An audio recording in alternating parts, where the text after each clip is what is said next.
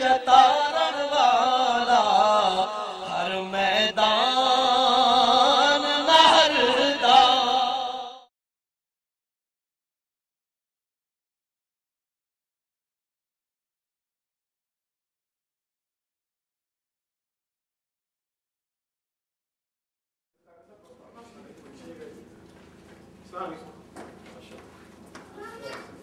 نعرہ تکبیر، اللہ اکبر، نعرہ تکبیر، اللہ اکبر، نعرہ رسالت یا رسول اللہ۔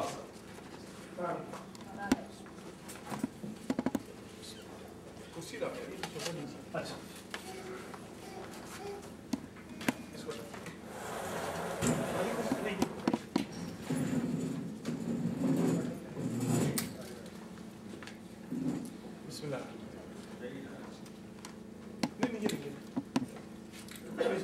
مسکین آدمی کو نا مسکین رہنے دے۔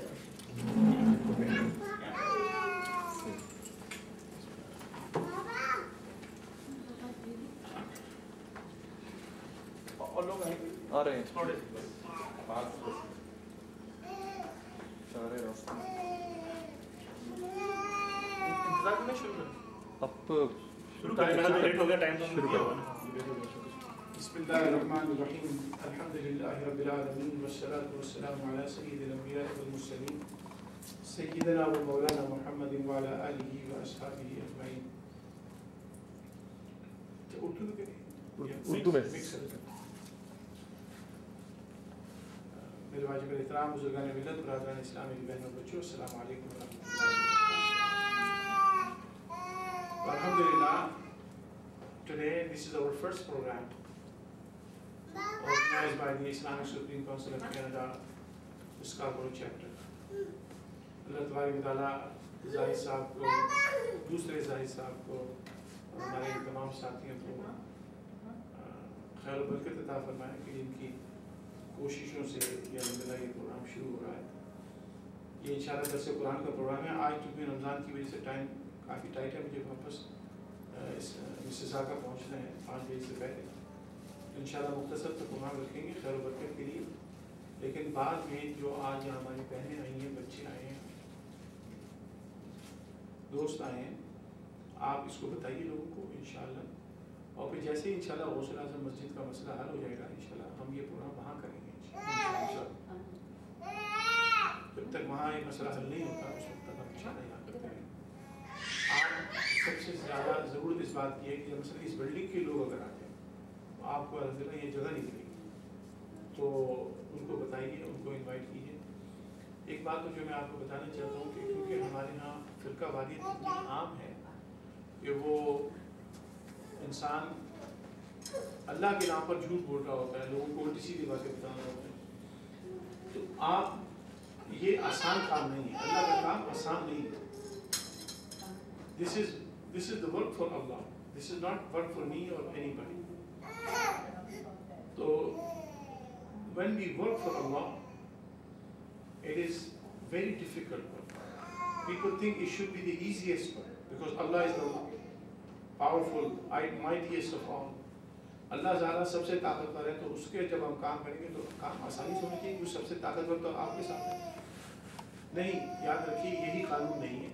قانون یہ ہے کہ جو اللہ کا کام کرتا ہے اس کی رکاوٹیں اس میں بڑی ہوتی ہیں، پرابلم بہت ہوتی ہیں، مشکلات بہت ہوتی ہیں، انسلٹ اور ہیومیلیشن اس میں آتا ہے۔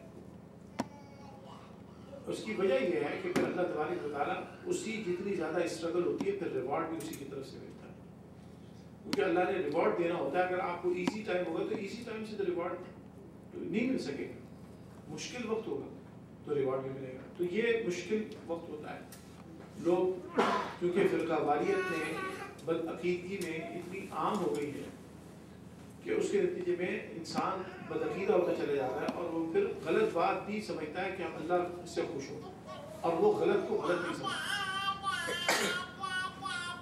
تو میں آج شروع کرتا ہوں الحمدللہ اس درس قرآن کو، اور اس کے بعد ہم یہ کریں گے کہ آپ کی جو کوشچن ہو، خاص طور پہ بچوں کے، بچیوں کے، آپ سوال پوچھیں، آپ اس میں شرمائے نہیں، آپ اس میں ہیزیٹیٹ نہ ہو، اور آپ اس کے اندر جو بھی سوال ہو، میں اصل میں آتے ہی اسی لیے ہوں تاکہ ہم اپنے بچوں کو، بڑوں کو، عورتوں کو، مردوں کو مطمئن کر سکیں اور ان کے ان سوالات کے جوابات دے سکیں جو وہ کسی وجہ سے کسی اور سے نہیں پوچھ سکتے.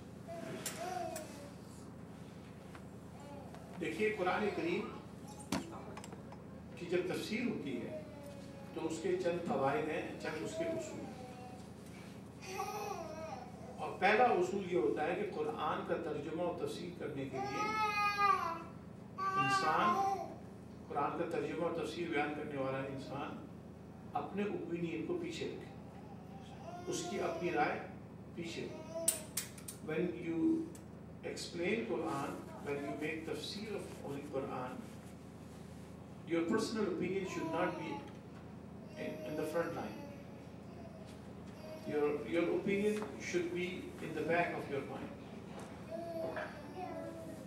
And in order to present Quran, you have to understand Sahib Quran.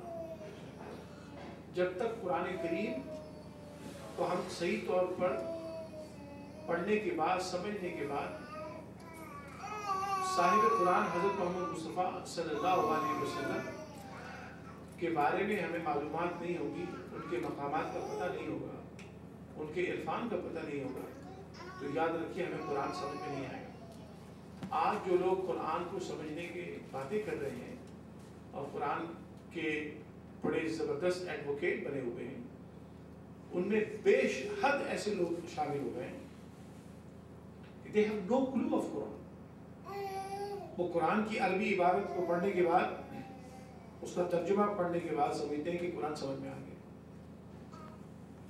میں آپ کو ایک سمپل سی مثال دیتا ہوں. ایک کسی بھی سبجیکٹ کی ایک چھوٹی سی کتاب لے لیجیے اور اس کتاب کو پڑھنے کے بعد کوئی انسان یہ دعویٰ نہیں کر سکتا کہ بھئی مجھے اس کتاب کے تمام چیزوں کا علم پر عبور اور دسترس حاصل ہو گئی. مثلا ایک آدمی ہے جو پی ایچ ڈی کر رہا ہے اور اگر اس کی پی ایچ ڈی کسی ایک ٹاپک پہ ہے تو اس ٹاپک پہ اسے ایکسپرٹیز تو حاصل ہوتی ہے، بالکل ہوتی ہے، اسے ماسٹری حاصل ہوتی ہے، بالکل ہوتی ہے، لیکن وہ یہ نہیں کہہ سکتا کہ this is the end of the knowledge that I have acquired, now I know everything. Even in one subject, physics or chemistry or biology or mathematics or anything, no one can claim that I know everything of mathematics, I know everything in chemistry or biology or zoology. No one, even highest experts. Einstein was the most prominent high expert of physics, lekin he himself could not claim that this is the end of his theory of relativity and there cannot be any more enhancements or changes.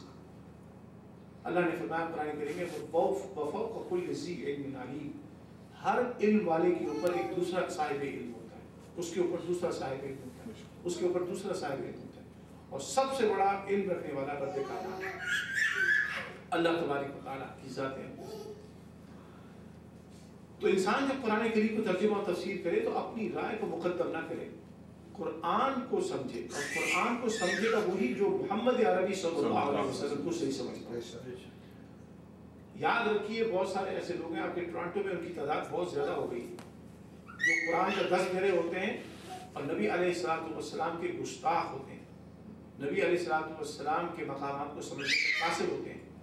قرآن کی عربی زبان سے بھی انہیں عبور حاصل ہو جائے گا، عربی زبان کا ترجمہ بھی وہ عربی زبان کو سمجھنے کی صلاحیت بھی رکھتے ہوں گے، لیکن چونکہ حضور اکرم صلی اللہ تعالیٰ علیہ وسلم کی انہیں سمجھ نہیں ہوتی تو اب ان کا عربی ترجمہ بیکار، ان کی تفسیر قرآن بیکار، ان کی انٹرپریٹیشن بیکار، ان کا تمام علم بیکار، کیونکہ جو علم محمد مصطفیٰ صلی اللہ علیہ وسلم کے ذریعے حاصل نہ ہو اس علم کے اندر شیطانیت